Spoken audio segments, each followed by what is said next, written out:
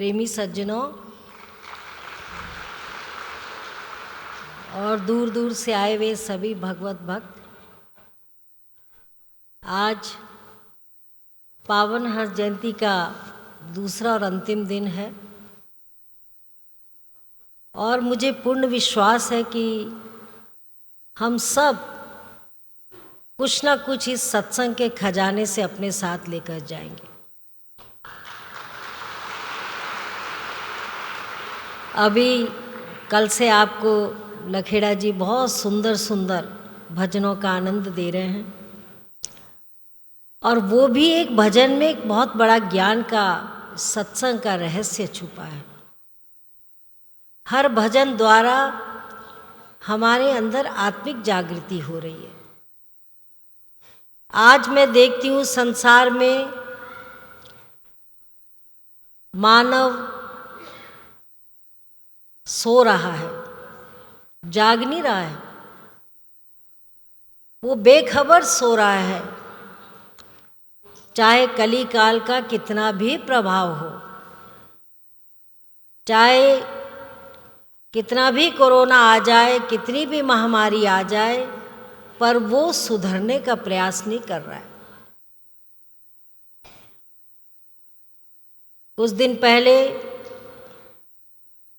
हर रोज़ ही अगर आप शमशान के सामने से गुजरेंगे तो बहुत सी काया मिट्टी में मिलती जा रही है, लेकिन फिर भी दो पल देखते हैं। शायद बहुत कमज़ोर दिल का होगा तो एक आंसू आँख में आएगा और यही कहेंगे कि राम नाम सत्य है, सत्य बोलो गत है। फिर भी ये कहेंगे कि राम का नाम सत्य है, पर ये नहीं सोचते कि हम भी ऐसे ही संसार से चले जाएंगे। आप लोग कल से सत्संग सुन रहे हैं, भिन्न भिन्न विचारों को सुन रहे हैं, साधु सन्यासी, महात्मा बाई जी, अभी आपने राजा जी के प्रवचन सुने और सब अपने अपने हृदय का खजाना आपके सामने खोल रहे हैं कि हे जीव, किसी तरह जाग। जब तक हम जागेंगे नहीं, हमारे नेत्र बंद होंगे। सुंदर दृश्य चल रहा है, फिल्म चल रही है, 3 घंटे हमने पैसा खर्च करके उस फिल्म के आगे बैठे हैं, लेकिन अगर नेत्र बंद है तो बाहर की फिल्म भी हम पर असर नहीं कर सकती। तो ये तो आत्मज्ञान का जीवन चरित्र हमारे सामने है और इस जीवन चरित्र के लिए हम तड़पते हैं। पता नहीं 84 लाख योनियां भरमते भरमते मानुष जन्म पायो, कहे नानक नाम संभाल 100 दिन नेड़े आयो। आप 84 लाख दिन को गिन सकते हैं? नहीं।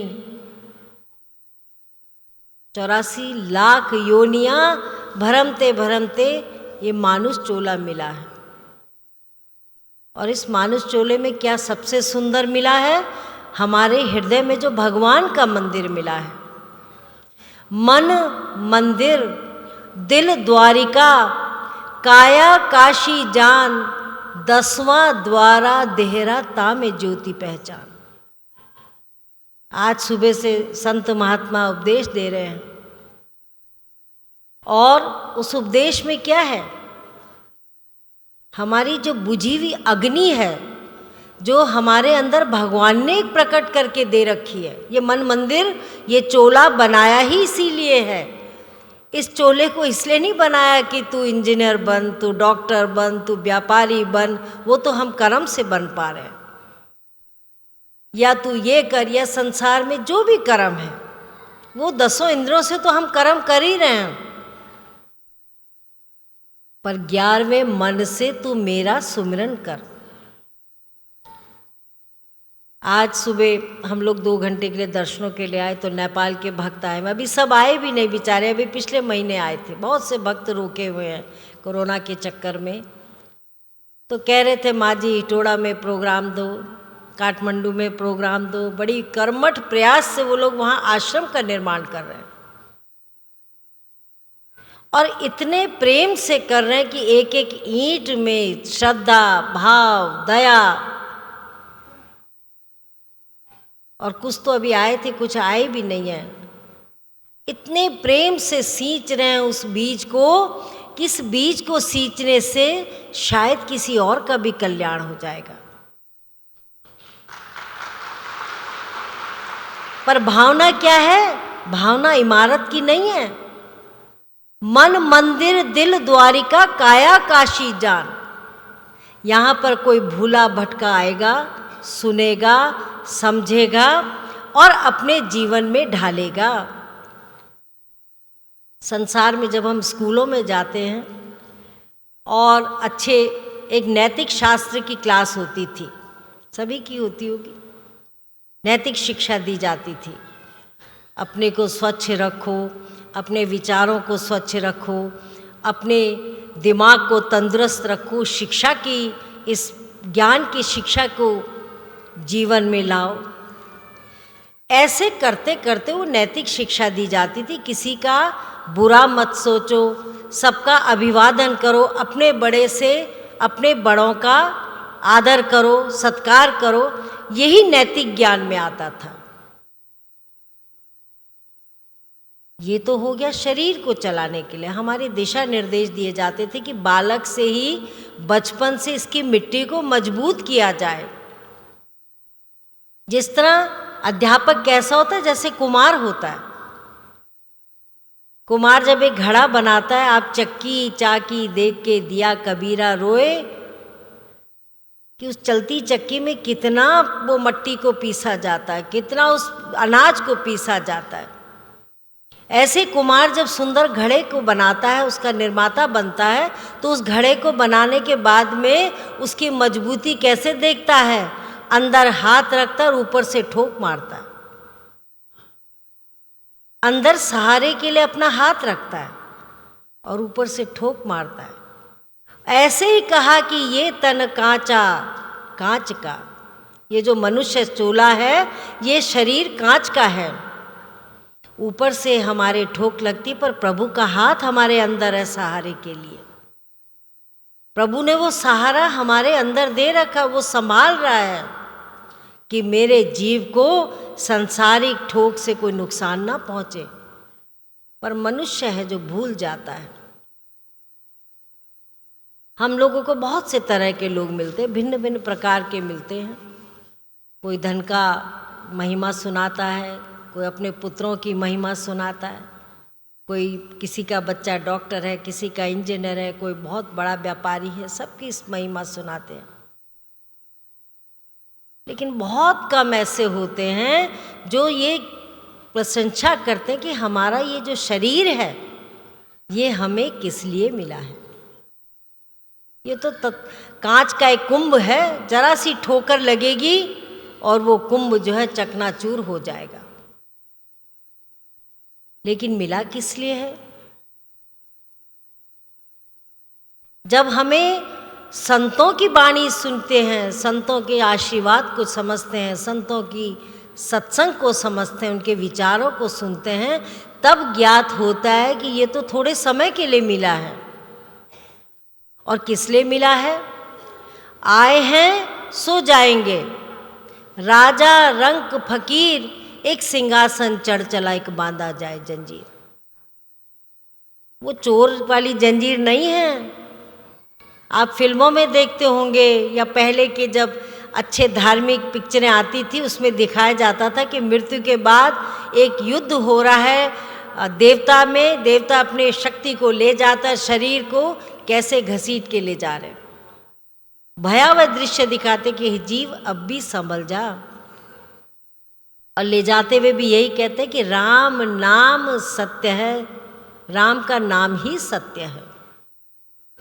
तो इसीलिए संतों ने इस मन मंदिर में एक गुप्त रूप से खजाना छुपाया हुआ, उस प्रभु की मूर्त छपाई है। चाहे हम उसको भगवान राम कहें, चाहे कृष्ण कहें, चाहे बाबा नानक कहें, चाहे अल्लाह ताला कहें, पर सांस तो सबकी एक ही जैसी है। धर्मों के दरवाजे तो बड़े बड़े, तंग अला की मोरी, मौलवी पंडा लंगन न देवे, जो जावे सो चोरी चोरी। आज हमने बहुत बड़े धर्मों के दरवाजे बढ़ा दिए। अगर मेरे सामने कोई मंदिर बड़ा है तो दूसरा कहता है मेरा मंदिर उससे भी बड़ा हो, उससे भी सुंदर हो, उससे भी भयंकर बड़ा हो। लेकिन रास्ता तो बहुत सूक्ष्म है। उसके लिए संतों ने कहा है कि प्रेम गली अति सांकरी तामे दो न समाए। कितनी सांकरी है कि हम दो समा नहीं सकते हैं, ये शरीर भी उस रास्ते से नहीं जा सकता है। तो वो समझ कहाँ से मिलती है? हमें पुराने इतिहास में सुनते हैं, सद्गुरु के वचन सुनते हैं, संतों का सत्संग सुनते हैं, क्योंकि संतों की वाणी में बहुत आकर्षण है। एक अलग जीवन की रूपरेखा वो बताते हैं। और संतों की वाणी समझ नहीं आती है पहले, इसीलिए कहते हैं संतों की वाणी बड़ी अटपटी, झटपट लखे न कोय, और जो झटपट लखे तो चटपट दर्शन होए।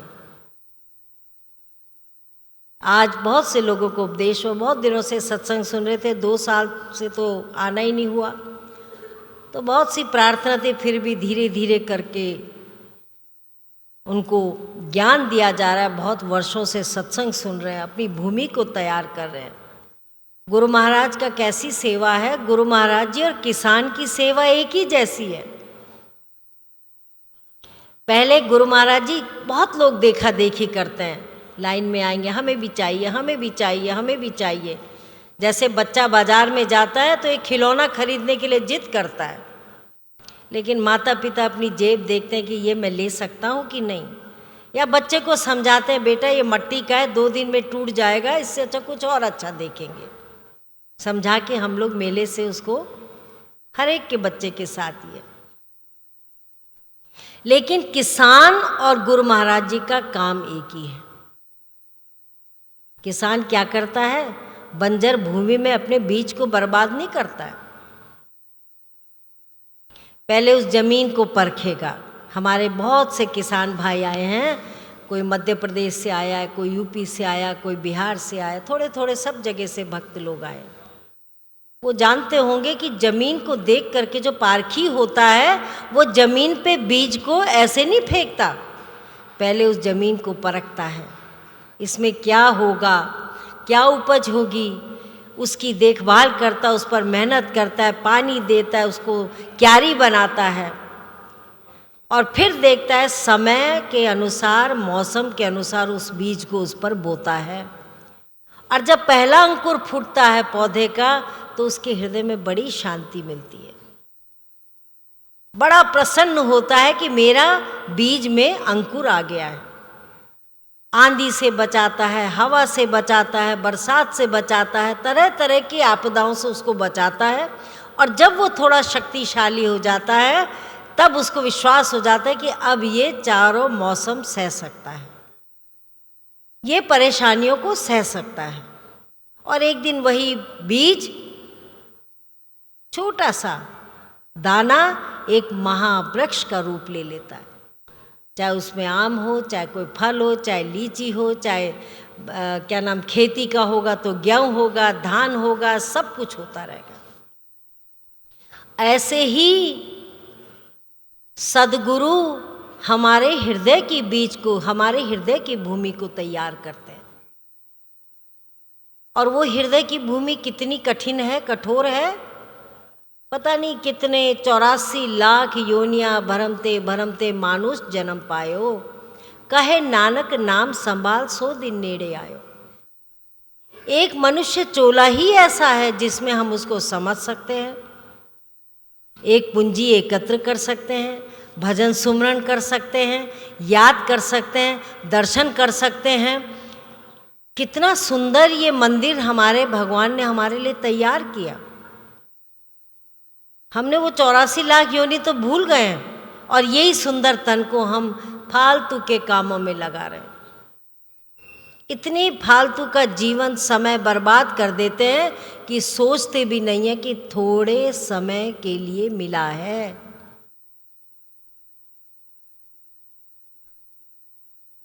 और वो सब कुछ करा का धरा, यहाँ की कमाई यहीं रह जाएगी। पर कौन सी कमाई साथ जाएगी? जो हम पुण्यों की कमाई करते हैं, धर्म की कमाई करते हैं, सेवा की कमाई करते हैं, वही हमारे साथ जाएगी। अभी राजा जी सुना रहे थे कि भोले जी और माता जी तो चलते ही रहते हैं, चलते ही रहते हैं। मैं सच अपने हृदय की बात बताऊं तो मुझे लगता है कि अगर 365 दिन थे तो भगवान गुरु महाराज जी मुझे तुम 700 दिन दे दो इस वर्ष में, 1000 दिन दे दो, 4 पैर नहीं, बहुत रात ही कभी ना हो, हम चलते ही रहें। क्योंकि जो ये सेवा का श्री महाराज जी के नाम से, श्री हंस की कृपा से सब काम हो रहा है, करते हो आप भगवान मेरा नाम हो रहा है। कृपा तो उनकी है और नाम किसका हो रहा है? अरे आप मालिक, आपने हमारा ये कर दिया, हमारा कल्याण हो गया, हम स्वस्थ हो गए, हॉस्पिटल खुल गए, हमारी शिक्षा के क्षेत्र खुल गए, हमारे गांव में एक रोशनी आ गई, आपने कर दिया। लेकिन कृपा किसकी है? श्री महाराज जी की, जिन्होंने हमें ये सोच दी, सोच से, सोच के साथ साथ कर्म करने की शक्ति दी, ताकत दी। मैं कहती हूँ हे गुरु महाराज जी, आपने हमें 40 साल पहले क्यों नहीं ये मौका दिया? तब तो भी करते थे पर इतना नहीं करते थे।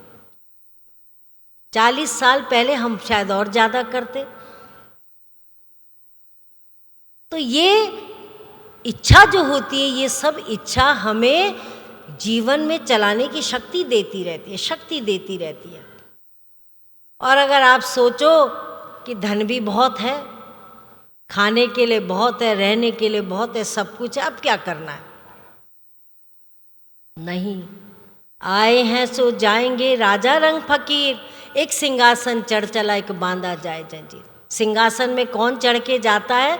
क्योंकि ये जन्म भूमि हमारी कर्म भूमि है। ये मानुष चोला मिला ही इसीलिए है कि हम इसमें कर्म करें। कर्म प्रधान विश्व रचि राखा। हम कर्म की खेती, पुण्य की खेती इसी मानव चोले में कमा सकते हैं। घोड़ा बन जाओगे, किसी के अधीन हो जाओगे, उसका तांगा खींचते रहोगे। कुत्ता बनोगे, किसी के गेट के आगे भौंकते रहोगे। कौवा बनोगे तो कौवे की तरह कौ कौ करोगे तो पत्थर मारेंगे, छत में कौवा न बैठने आए।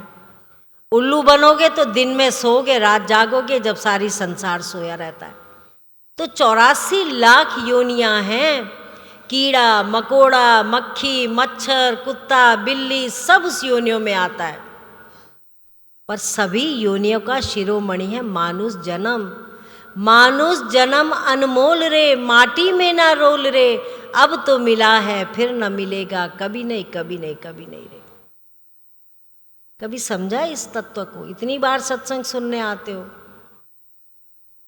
कि कितना बढ़िया ये मनुष्य दिन दे भगवान ने बुद्धि दी है, हाथ कर्म करने के लिए दिए हैं, यात्रा धर्म करने के लिए हमें पैर दिए हैं, सोच दी है, बुद्धि दी है, हाथ दिए हैं, पैर दिए, सब उस दाता की दया है। और ऐसा नहीं है, संभव सब कुछ है। जब मनुष्य हार जाता है तब कहता है कि वो असंभव कार्य है। लेकिन अगर आपके अंदर जागृति है कुछ करने की, प्रेम है कुछ करने का, तो भगवान भी कहता है इसके लिए असंभव कुछ नहीं है। ऐसी सोच रखो। ऐसे ऐसे भक्त आते हैं जो अपने जीवन में परिवर्तन लाते हैं, और कुछ ऐसे होते हैं जो 20 साल से लगे, 25 साल से लगे, 15 साल से लगे। सुबह से शाम होती है, शाम से रात होती है, रात से सुबह होती है, और जीवन चलता ही जा रहा है। लेकिन ऐसा जीवन बनाओ जो हमसे कोई शिक्षा ले सके। आज सत्संग में हम संतों के उदाहरण देते हैं। संतों के क्यों देते हैं? राक्षसों के उदाहरण नहीं देते। राक्षसों के तब देते हैं कि हे जीव, कर्म की गति को समझो, राक्षस वृत्ति को मत अपनाओ, दैविक वृत्ति को अपनाओ।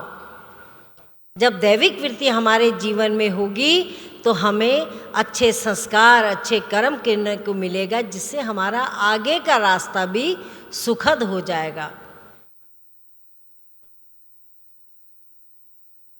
और भगवान भी यही कहते हैं, महान पुरुष भी यही कहते हैं। आज हम गीता खोल के देख लें, रामायण में हनुमान की सेवा का पाठ पढ़ लें, कोई भी शास्त्र हम देख लें, भगवान की महान पुरुषों की सेवा करने में ही आनंद मिलता है। एक डॉक्टर होता है, वो सुबह से शाम तक कितने मरीजों को देखता है, किसी को दिल की दवाई देता है, किसी को किडनी की देता है, किसी को कोई ना कोई दवाई देता रहता है, सब कुछ ठीक कर देता है। लेकिन जब अंतिम समय आता है तो डॉक्टर भी कहता है भाई मैंने पूरा प्रयास किया पर उस प्रभु की लीला यहीं समाप्त हो गई। तो जब भगवान पे ही हम लोग आधारित हैं, प्रभु के चमत्कार पर ही आधारित हैं, तो क्यों नहीं हम अपने जीवन को अभी समझ लें। जैसे किसान होता है, अपने बीज की रक्षा करता है और बीज को धूप से बचाता है, बीज को आंधी से बचाता है, बीज को हर तरह की भौगोलिक स्थितियों में अपने बीज को जीवंत रखता है, इसी तरह हमारा सद्गुरु भी अपने भक्त को एक बीज की तरह उसकी रक्षा करता है कि मेरा बीज, पहले तो वो बंजर जमीन में बीज नहीं डालेगा। अगर आपके हृदय में प्रेम नहीं है तो आप नाक रगड़ लो, आपको अध्यात्म का ज्ञान नहीं मिलेगा। आप कुछ भी कर लो, आप बाई जी, महात्मा जी, संत महात्मा को छल कपट से राजी भी कर देंगे पर उनकी आत्मा नहीं कहेगी, क्योंकि तुम्हारे हृदय रूपी जो खेती है उसमें बीज को उगने की क्षमता नहीं है। आप पति की नकल करेंगे, कईयों के पति लगे, कईयों के पत्नी लगे, कईयों के बच्चे, कईयों के छोटे बच्चे अपने माता पिता को मार्ग पे ले आते हैं। छोटे बच्चे, ऐसा नहीं कि उम्र का कोई, प्रहलाद तो बहुत अवस्था में छोटा था, लेकिन प्रहलाद ने हिरण्यकश्यप को, अपने पिता को भी आत्म का रास्ता दिखाया, प्रकाश का रास्ता दिखाया। सारा जीवन प्रहलाद को वो दुखी करता रहा, प्रताड़ना देता रहा, लेकिन भगवान के नाम को समझ के प्रहलाद ने अपने परिवार का भी जीवन सुधार दिया। तो किसान और सद्गुरु में अंतर नहीं है। किसान जिस तरह खेती की देखभाल करता है, उस बीज की देखभाल करता है, गुरु महाराज जी भी तुम्हारे जीवन के दुखों को हटा करके सुख की प्रवृत्ति तुम्हारे हृदय में लाते हैं कि हे जीव, ये रोशनी जब तक तेल है दीपक में तब तक दीपक जल रहा है, और जब तेल समाप्त हो जाएगा तो दीपक भी वहीं पड़ा रहेगा, बत्ती भी बुझ जाएगी और फिर अकेली यात्रा शुरू हो जाती है। ना वहाँ बिस्तरा बन जाएगा, ना कंबल जाएगा, ना रजाई जाएगा, ना टिफिन जाएगा, ना पराठा सब्जी जाएगी, कुछ भी साथ नहीं जाएगा। यहाँ तो अभी जाएंगे कल सब यात्रा से, सत्संग के बाद तो सबको खिला पिला के, रास्ते के लिए, गाड़ी के लिए, हर एक व्यवस्था सबके लिए दी जाती है। लेकिन जब वो यात्रा शुरू करेंगे तो हमारे कर्मों की, हमारे अध्यात्म ज्ञान की पूंजी हमारे साथ जाएगी। इसीलिए तो कहा ज्ञान रूपी अंजन जब सतगुरु दे देता है तो जीवन अंधकार से प्रकाशमय हो जाता है। नारद मुनि इतने श्रेष्ठ संतों में थे, लेकिन नारद मुनि जब अपनी, हमेशा उनको आशीर्वाद था, तो जब अपनी माता को सुनते थे, माता संतों की सेवा करती थी, साधुओं की सेवा करती थी, तो नारद मुनि जो थे एक ऐसे थे जो भगवान के पास भी स्वर्ग चले जाते थे। और जब वो स्वर्ग जाते थे तो देखते थे कि उनके लिए एक आसन बिछाया जाता था, उसमें वो बैठते थे। तो नारद के अंदर बड़ी एक विचित्र बात उनके हृदय में आई कि मेरी माँ ने जीवन भर इन साधु सन्यासियों की सेवा करी और क्या मिला इसे। संतों की सेवा में तो बहुत खजाना है, क्योंकि संतों की बाणी बड़ी अटपटी, झटपट लखे न कोई, और जो झटपट लखे तो चटपट दर्शन होए। नारद को भी ऐसे हुआ, लेकिन अभिमान भी हुआ, अभिमान के कारण देर हो गई, लेकिन नारद ने तब समझ लिया कि भगवान जो है वो प्रेम से बंधता है, और जिसके अंदर हृदय में प्रेम और श्रद्धा नहीं होती वो पहचानेगा भी कैसे? उस परम शक्ति को पहचान नहीं सकता है।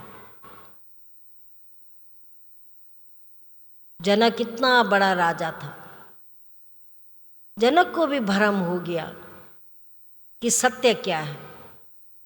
आखेट में गए मंत्रियों के साथ और रात को भटक गया। एक खिचड़ी पकाई, खाने को नहीं था, कहाँ तो राजा महलों का और एक जंगल में अकेला। जब खिचड़ी किस तरह पकाई तो जैसे पत्तल में डाली, सब स्वप्न में देख रहे हैं, तो एक बैल आता उस खिचड़ी को रोन देता है और पत्तल से खिचड़ी बिखर जाती है और राजन जो है रोने लगता है। स्वप्न में था तो स्वप्न, पर आंसू असली थे।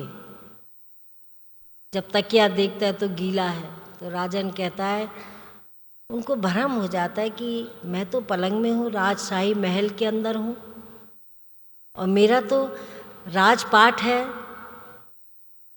ये सत्य है कि वो सत्य है?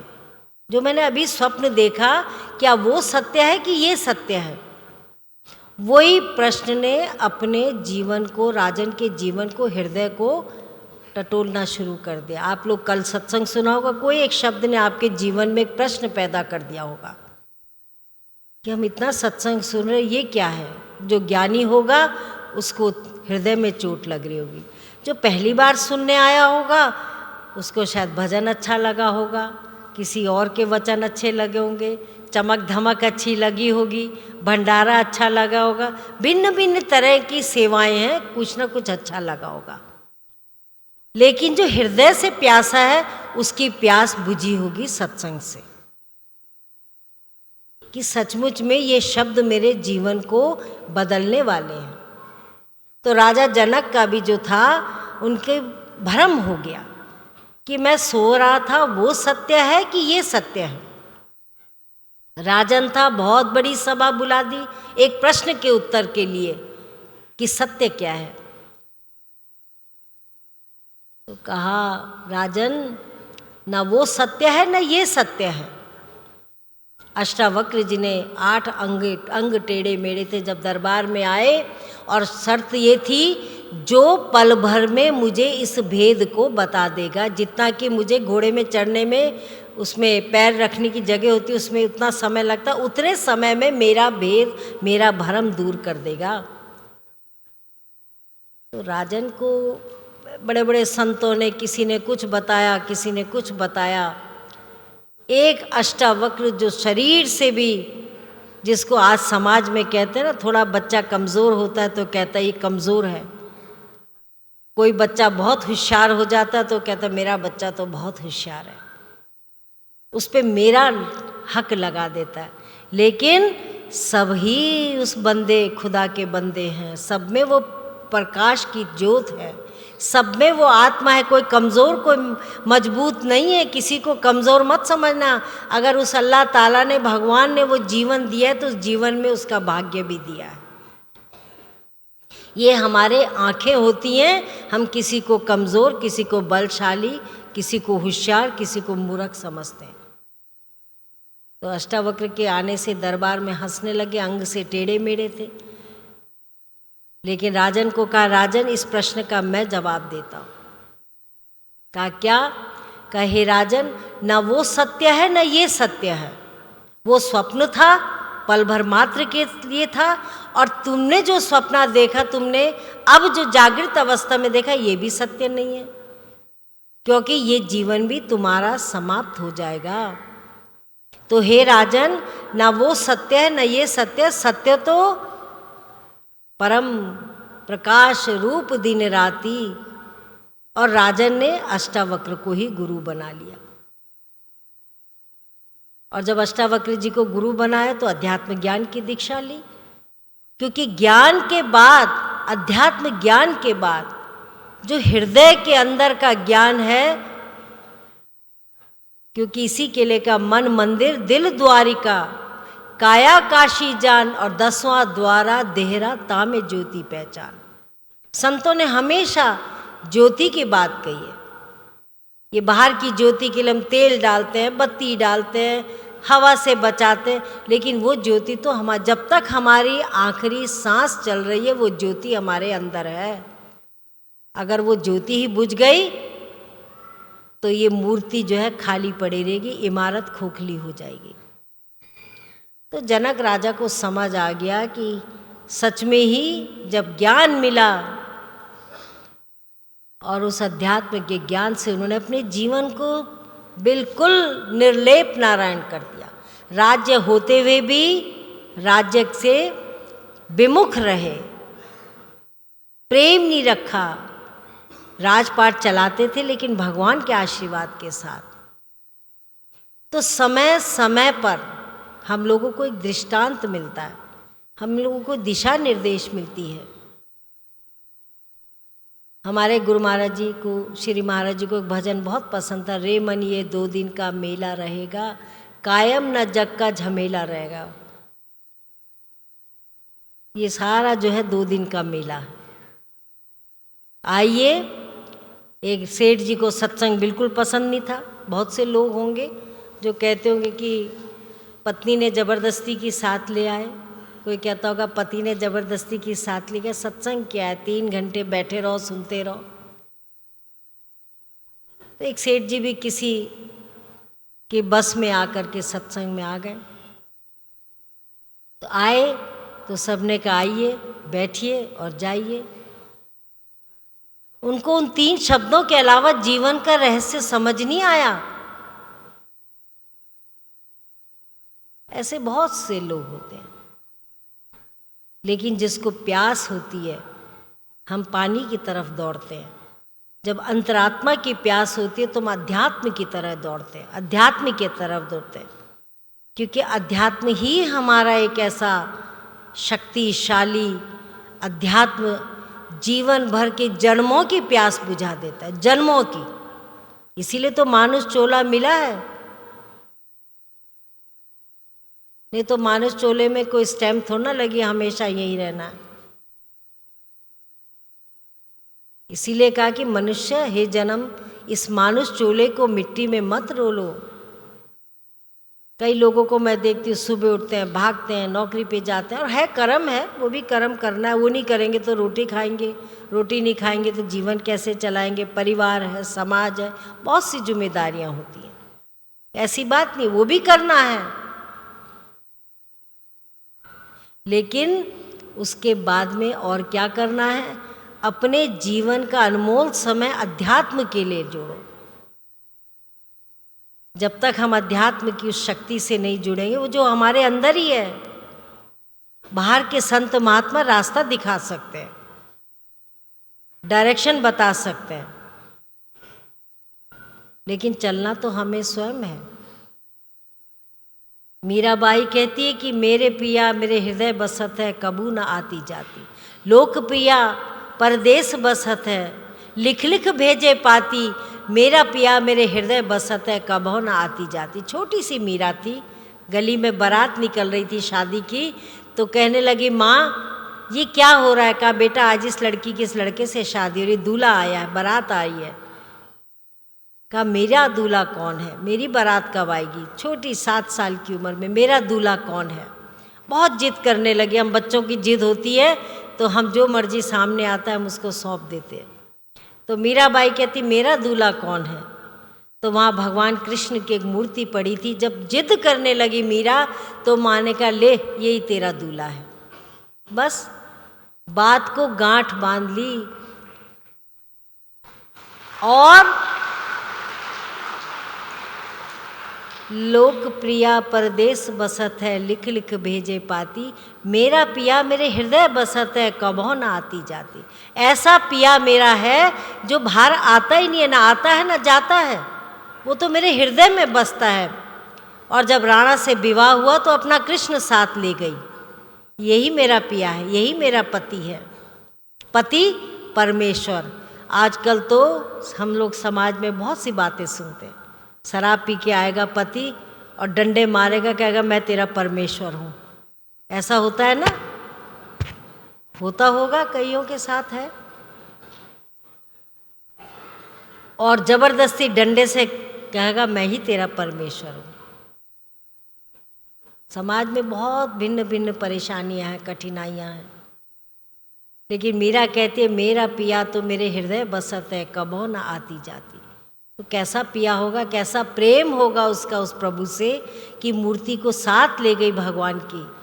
और जब राणा के घर भी गई तो राणा के घर में भी उसने राणा से कोई संबंध नहीं रखा, भगवान से प्रेमयी से बात करती थी, उनसे ही बात करती थी। उनकी खुशी में वो प्रसन्न, उनके नाराज़गी में वो दुखी। और किस तरह अनमोल भक्ति उन्होंने करी। और जब भक्ति करी तो भगवान के अंदर समाई। तो ये होता है रास। इतना संतों की वाणी छुपी हुई है जिसको हम सुन सुन के अपने जीवन में एक एनर्जी लाते हैं। अगर भगवान राम वनवास नहीं जाते तो शायद अहिल्या का उद्धार नहीं होता, अहिल्या पत्थर की बनी रह जाती। पर भगवान की ठोकर लगी, अहिल्या उस शिला से, पत्थर से नारी बन गई और कहती हे प्रभु मैं उस ऋषि की पत्नी हूँ। और भगवान ने उसका कल्याण कर दिया। लेकिन राम ने भी एक तपस्वी नारी का उद्धार किया। राम एक तापस्ती तारी, नाम कोटि खल कुमति सुधारी। राम ने तो एक तपस्वी नारी का उद्धार किया, पर राम के नाम ने करोड़ों कुमतियों को सुधार दिया, करोड़ों कुमतियों को।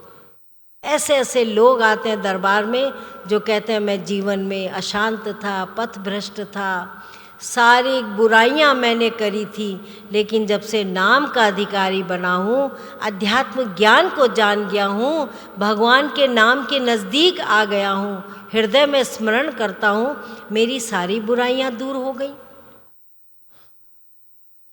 तो ये जीवन का सत्य यही है। चाहे हम कितने शास्त्र को पढ़ ले, नाना शास्त्र पठेन लोके नाना देवत पूजनम, हे पार्थ बिना अध्यात्म ज्ञान सर्व कर्म निरर्थकम। भगवान भी कहते हैं अर्जुन नाना शास्त्र पठेन लोके, कितने भी शास्त्रों का हम पठन पाठन के वो हमारे लिए शिक्षा है। हम महान पुरुषों के जीवन से सीखते हैं। हमने हनुमान के जीवन से क्या सीखा कि अभिमान का त्याग कर दो, यही तो सीखा। अभिमान का हनन कर दो तभी हम हनुमान बन सकते हैं। कबीर के जीवन से सीखा, नारद के जीवन से सीखा, लेकिन जीवन से कुछ न कुछ सीखा। और जब सीख लेता आदमी तो अपने जीवन को भी हम धन्य बना लेते हैं। तो अभी ये 2 दिन के सत्संग से मुझे जहाँ तक विश्वास भी है और आप लोगों का जो भक्ति के प्रति और सेवा के प्रति विश्वास है, आप बहुत सारा खजाने को लेकर के अपने घर को लौटेंगे। लेकिन भूलना नहीं, अगर भूल जाओगे तो फिर वही जीरो के जीरो। अंक की कीमत, जीरो की कोई कीमत नहीं होती है, जीरो का कोई बेमोल है। जीरो कितने भी जीरो लगा दो जीरो ही है, पर अगर उस जीरो के साथ 1 अंक लग जाएगा तो उसकी कीमत बढ़ती जाती। 1 अंक के बागे कितने जीरो लगाएंगे वो कीमत बढ़ती जाएगी। तो उस 1 की शक्ति हम सबके साथ है। वो परम परमात्मा की शक्ति 1 है और सब जीरो है, पर जीरो जैसे 1 के साथ जितने जीरो लगेंगे वो तो असंख्य उसकी कृपा बरसेगी। तो आप लोग भजन सुमरन करें, सेवा करें। सेवा किसकी करनी है? परिवार की तो कर ही रहे हैं, पर एक दूसरे से सत्संग का संचार करें। देखो जब खून की कमी हो जाती है, डॉक्टर कहता है खून की बोतल लाओ, और जो मिल जाता तब नहीं पूछते, जात पात पूछे नहीं को, हरि को भजे सो हरि का होई। बैंक में जाते हैं, किसी का भी खून मिलता है, उस समय तो सांस प्राण की रक्षा करनी है। ये नहीं पूछते किस जाति का ये खून है, किस धर्म वाले का ये खून है, तब तो खून की बोतल लाते हैं और खून चढ़ाते हैं। जीवन रक्षक के लिए। इसी तरह अध्यात्म ज्ञान भी सबके लिए वही है। न हिंदू बनाया न मुसलमान बनाया, भगवान ने तो एक इंसान बनाया। और इंसान का धर्म क्या है? अपने जीवन को समझना। और अपने जीवन को हम समझेंगे, अगर हमें ये सोच आ जाएगी, अभी कल से आपको बताया जा रहा है कोरोना का फिर प्रभाव आ रहा है, अपनी रक्षा करो, अपने जीवन की रक्षा करो। अभी कल राजा जी बता रहे थे कि जो कोरोना में इन्होंने टीवी में न्यूज़ में शक्ल दिखाते हैं, वो चलता फिरता राक्षस लगता है, चारों तरफ कांटे हैं। ऐसा ही तो दिखता है कोरोना, देखा किसी ने नहीं, पर उसका भयावह एक चित्र बना रखा है। नेपाल में भी पीछे बहुत फैला, हम लोगों ने जो मदद हो सकी भेजी। पर अपनी रक्षा स्वयं करो, अपने बच्चों की, परिवार की रक्षा स्वयं करो। बाहर कम से कम जाओ, जिंदे रहोगे, जीवन रहेगा तो दिवाली, दशहरा सब त्यौहार मनाएंगे। और जीवन ही नहीं रहेगा तो सब कुछ यहीं का यहीं रह जाएगा।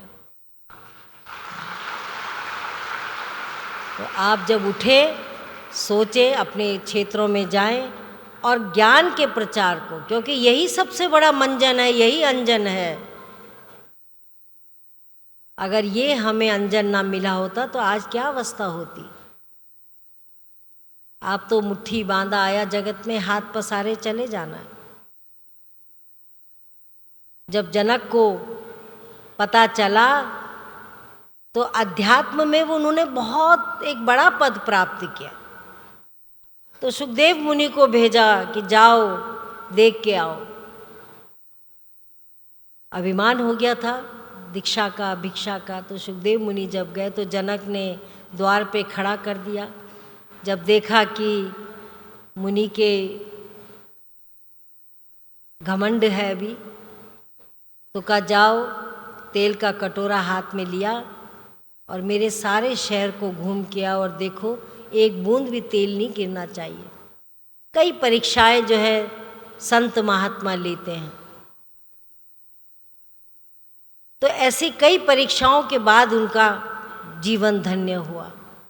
तो बहुत से हमारे जीवन में आती हैं, परेशानियां भी आती हैं, कठिनाई भी आती है, लेकिन अगर सत्य पर विश्वास होगा तो वो कठिनाइयां भी पार हो जाती हैं। तो आप लोग अपने जीवन के खुद जिम्मेदार हैं। ना पति की भूख को पत्नी मिटाएगी, ना पत्नी की भूख को पति मिटाएगा। भूख लगेगी तो वो अपने हिस्से का भोजन करेगा, और बच्चे को भूख लगेगी तो अपने हिस्से का भोजन करेगा।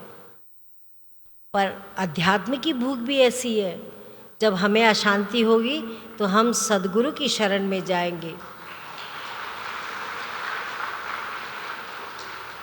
और जब सद्गुरु की शरण में जाएंगे तो क्या सीखने को मिलेगा? अपने आप को जान, आपुन आप ही में पायो। बाहर से खरीदने की वस्तु नहीं है, वस्तु अमोलक दी मेरे सतगुरु कृपा कर अपनायो। कितना अमोलक, जिसका मूल्य नहीं है। ये नहीं है कि हमने 11 रुपए की रसीद कटा दी, 5 रुपए की कटा दी, 100 रुपए की कटा दी। ये वस्तु मत लगाना, कीमत मत लगाना। वस्तु अमोलक दी मेरे सतगुरु कृपा कर अपनायो। कितनी बड़ी कृपा होगी कि एक एक बगीचे से एक एक फूल चुनकर आता है और उस फूल को, उस कली को कितना माहौल मिलता है जिससे वो पुष्प बन जाता है, सुगंधित पुष्प बन जाता है। और उस सुगंध को हम खराब में कार्यों में व्यर्थ गंवाएंगे तो क्या होगा? अगर उसी सुगंध को हम अच्छी तरह समझ करके अपने जीवन को चलाएंगे तो वही सुगंध हमारे लिए अंतिम समय तक हमारी शक्ति बनी रहेगी, हमारी दौलत होगी, जिस दौलत को हम अपने साथ ले जाएंगे। इसीलिए भगवान कृष्ण भी यही कहते कि नाना शास्त्र पढ़ो, शास्त्रों को पढ़ो पढ़ो, समझो उसमें से। और जिस ज्ञान के लिए अर्जुन ने याचना की भगवान से मध्य क्षेत्र में युद्ध के, उस ज्ञान को याचना जब करी तो भगवान ने मध्य क्षेत्र में ही वो ज्ञान दिया। और जब ज्ञान अर्जुन को मिल गया, उस अध्यात्म ज्ञान के बाद अर्जुन ने युद्ध में कामयाबी हासिल की। तो हम सब श्री महाराज जी से यही प्रार्थना करते हैं कि वो ज्योति का एक जो भजन गाते हैं, ज्योत से ज्योत जलाते जलो और प्रेम की गंगा बहाते चलो। ज्योत से ज्योत मतलब अज्ञानी से जब ज्ञानी मिलता है तो क्या करता है? जो ज्ञानी होगा वो तो सत्संग शुरू कर देता है। जो अज्ञानी होता है कि क्या बात है, ये तो सुनाता ही रहता है, सुनाता रहता है, सुनाता रहता है। लेकिन कुम्हार बन करके जीवन जियो। जिस तरह अंदर हाथ रख के ऊपर वो ठोकर मारता है, हमारा ईश्वर भी वही करता है, हमारा परम प्रभु भी वही करता है। और सेवा जरूर करो। जब तक सेवा नहीं करोगे तो उसका महत्व भी हम समझ नहीं पाएंगे। भगवान ने तो स्वयं सेवा का पाठ पढ़ाया। राम ने ऋषियों की सेवा करी, लक्ष्मण ने राम की करी। राम ने इतने अच्छी तरह से उस जंगल में, उस वनवास में अपने लिए स्वर्ग बना दिया। तो आज तो इतना चकाचौंध का समय है, पर आप लोग जैसे पल्ला झाड़ के मत जाना, ऐसे जाना कि हम अपनी ज्ञान की गठड़ी को अपने साथ ले जाएंगे। और याद रखना, अगर कल जाओगे अपने घरों में, भूल जाओगे, फिर 6 महीने 4 महीने में जब आओगे, प्यासे बन के आओगे। क्योंकि प्यास कभी बुझती नहीं है। जब प्यास होती है तो थोड़ा पानी पीते, थोड़ी देर के लिए बुझती है, फिर प्यास लग जाती है। तो अध्यात्म की प्यास की अग्नि हमेशा जलनी चाहिए। तभी आपके हृदय में जो भी शब्द सुनाया जाएगा वो आपको समझ आएगा। और जब समझ जाओगे तो फिर गलती नहीं करोगे जीवन में। और जब अगर गलती कर ली तो फिर जीवन में फिर हम बैकफुट में आ जाते हैं, फिर हम पीछे चले जाते हैं, माया में फंस जाते हैं, मोह में फंस जाते हैं। तो मेरा सभी से, हम सबका हृदय से तुम सबको आशीर्वाद है कि अपने जीवन को धन्य बनाओ, सेवा करो और भजन सुमरन करो। सुमर सुमर करते करते नर पार उतर ही जाता है। यही तो हम लोगों को एक शिक्षा दी जाती है। और श्री महाराज जी से, श्री माता जी से हम यही प्रार्थना करते हैं, सब भक्तों पर दया दृष्टि हो, सब भक्तों को पूर्ण रूप से उनकी सुरक्षा हो, उनके हृदय की, शरीर की, मन की, तन की, जिससे कि इस अध्यात्म की रोशनी को हम जलाते चले, चलते चले, चलते चले। आयु मत सोचो। कोई कहता 70 साल का हो गया, मैं बुढ़ा हो गया। हमारे उत्तराखंड में एक हमारे साथ भक्त चलता है, मुझे लगता है 90-92 साल का होगा। मैं कहती हूँ आप बैठ जाओ, कहते क्यों, मेरा समय व्यर्थ हो जाएगा, मैं तो चलूँगा। तो ऐसी भी जीवात्मा होती है जो अपने जीवन का एक एक पल, एक एक पल का भी पल भगवान की सेवा में लगाना चाहता है। तो अभी मुझे लगता है लखेड़ा जी और तैयार है, बहुत सुंदर भजन 1-2 सुनो। आज अंतिम समय का है और या दूसरे कलाकार एक बड़ा अच्छा आपके सामने रखेंगे। लेकिन हर भजन से कुछ शिक्षा लेके जाओ और सत्संग से भी शिक्षा लेके जाओ और अपने जीवन को धन्य बनाओ। इन्हीं शब्दों के साथ सबको दो आशीर्वाद।